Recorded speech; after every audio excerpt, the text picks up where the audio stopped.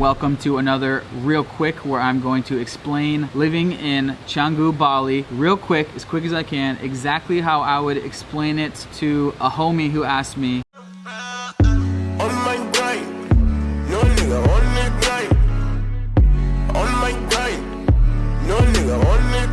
So here I am in Canggu, Bali. It's my second month living here, so I know it pretty well. I'm at my villa that I've been staying at for the past month, and we literally have a little waterfall here in the background, so pardon the background noise, but let's get into it. I'm gonna go over real quick the vibe, amazing vibe, cost of living, cafe, coffee shop, co-working scene, the nightlife scene, the main areas, and then the visa situation. So let's get into it real quick. Vibe. What's the vibe about in Canggu? It's surfer vibes. It's green rice paddies everywhere. Absolutely beautiful. Funny narrow roads, motorbikes, beaches, organic cafes everywhere. It's a great place. Very similar to Chiang Mai in that it's a medium-sized city, very simple living, just motorbike everywhere, and it's great. You can't go wrong with Canggu. It's tropical island living. It's amazing. All right, so cost of living. How much does it cost to live here for a month as a digital nomad or location independent professional, or just anyone want to live here? So this is my example of my average budget, what I've been spending. So overall, I've been spending about 2.5 to 3K US. That is around 900 a month on food, 600 a month for accommodation, 400 a month for a healthy nightlife, 120 for a co-working space, 120 a month for CrossFit membership, 75 for a motorbike, and 200 for random stuff like taxis, massages, desserts, shopping, stuff like that. So that's a total of about 2,500. I wouldn't want to live here for less than 2K because I love nightlife and I like to eat all the bombest food that they have around here. I'm probably spending closer to 3K, but 4K would be even better. So I'm gonna go over a quick breakdown of all of those things. So food, $30 a day or 900 a month is 2 Western meals a day and 1 local meal a day. You're gonna wanna eat at all these bomb organic cafes. You're gonna wanna get some of the most amazing salads and healthy food with a smoothie or a green juice on the side or a coffee on the side. You're gonna be spending $7 to $10 to $13 for a meal. And for a local meal, you can get a plate of local food for like $2 to $3 to $4. And then you add coffee, so I'm just ballparking it to $30 a day for food if you wanna eat good.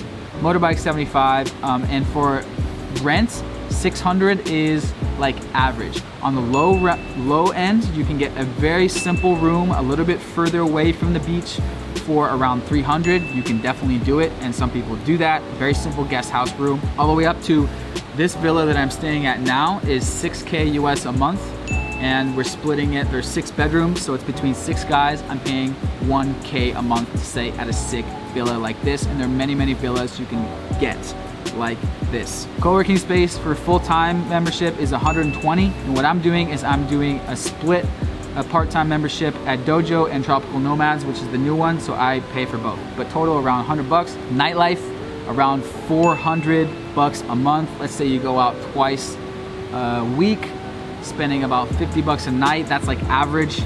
So at the most popular bars and clubs, a beer is gonna be 3 to 4 bucks. Cocktail is gonna be Western prices, like at these most popular bars and clubs. Keep that into account. I say 400 is like medium range for nightlife. CrossFit full-time is 100 bucks. Bali MMA is 250 a month, or drop-in is 17 bucks for each of those places. Or you can do just the cheap local gym, $2 a day or around 30 bucks a month. I kind of alternate between all of those and just pay for drop-ins every time I go. Sometimes local gyms, sometimes CrossFit, sometimes Bali MMA. That's what I'm doing right now. So overall, I'm spending around 2.5 to 3K. So there you have it. All right, cafe, coffee shop, co-working space scene. It's great. It's more of an organic cafe scene than a coffee shop scene. You will not see a lot of coffee chains like you will see in Thailand. But in these organic cafes, they all do serve coffee and you can work in them just fine. In the daytime, I work in these cafes every day. I cafe hop, I get a salad, I get some coffee, I work for a few hours, it's great. Then I'll go to the gym, then maybe I'll go back to another cafe and get some more food, work for a while, and then in the evenings, I alternate between Dojo co-working space and Tropical Nomads co-working space, because there are no 24-hour coffee shops in Bali that I know about. One example of my new favorite cafe is called Alter Ego. It is right next to Dojo, and it's closed AC, and they have some of the best salads I've ever had. And yeah, it's bomb. They also have great coffee, of course. And a full list of all of my favorite cafes and places to eat is going to be in my full guide, of course. It's going to be linked below. But yeah, all right, now nightlife. In summary, there is plenty of nightlife in Canggu and Bali. It's amazing. Some of the best, most popular beach bars are Old Man's and Sandbar. That's a staple night out. Some of the popular bars and clubs, Mexicola to La Favela. Two amazing clubs. La Favela is probably one of the most cool, amazing clubs I've ever been to in my life. There are super clubs in Kuta area, which main one is Sky Garden. There's also the one that Chris the Freelancer was at last night called Jenga or something like that. And I haven't been yet, but I'll go soon. And then beach clubs, the beach clubs in Bali. Of course, they're sick ass beach clubs. La Brisa, Fins, Potato Head. You can't go wrong with the nightlife. It is tropical nightlife. It is super sick. Plenty of nightlife. All right, next section, main areas. So there's Canggu, and then there's Seminyak, and then there's Kuta. So Canggu to Kuta is about 1 hour, depending on traffic, and then Seminyak is in the middle. So Canggu is where all the digital nomads at. It's kind of peaceful, more quiet, organic cafes everywhere. And then Kuta on the south end is kind of way more touristy. The super clubs are there, the big hotels and resorts. I call it like the Cabo area, the most touristy area. And then Seminyak, which is in between the two, is kind of just in the middle. The most popular beach clubs are there. That's great. So I recommend either Canggu or Seminyak, but it depends where you're at. I would definitely be down to stay in either Canggu or Seminyak. And then there's also Ubud. Ubud is 1 hour inland, and it's another popular place to live for digital nomads. There's a co-working space. It's like jungle vibes, and it is like smaller, quieter, little town. Basically, yeah, like a little town, and popular amongst yoga people. And then finally, the visa situation. So for US people, it's free 30 days on arrival. Don't have to do anything before you come, except have your exit ticket booked as usual. But if you plan on staying for 31 to 60 days, that means when you arrive, you need to go to the little booth and pay $35. They have ATMs there to take out local currency. It's 500K in local currency, and that they will give you an official visa sticker, and then you can take that into the immigration office before your 30 days and extend that for another 30 days. So if you want to stay up to 60, you have to get that as you arrive. No don't need to do anything before that. Just do it when you arrive, but keep that in mind. Okay, there's my quick breakdown as I would say it to a homie.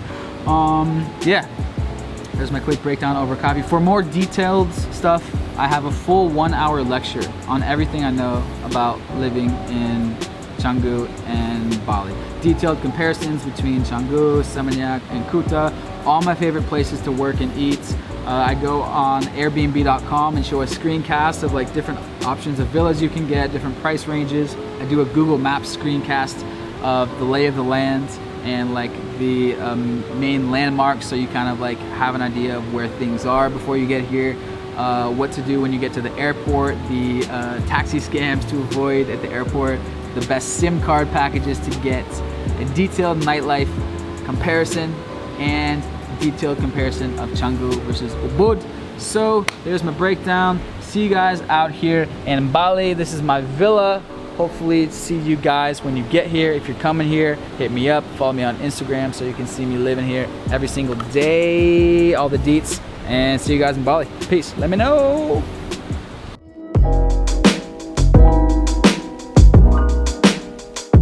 Yo guys, all right, thanks for watching. So it's finally here. I finally created my digital nomad masterclass / digital nomad tribe. So if you are an aspiring digital nomad, it's literally my mission to help more people get out here and make this life reality. So it's linked below, check it out, it's finally here. See you guys there.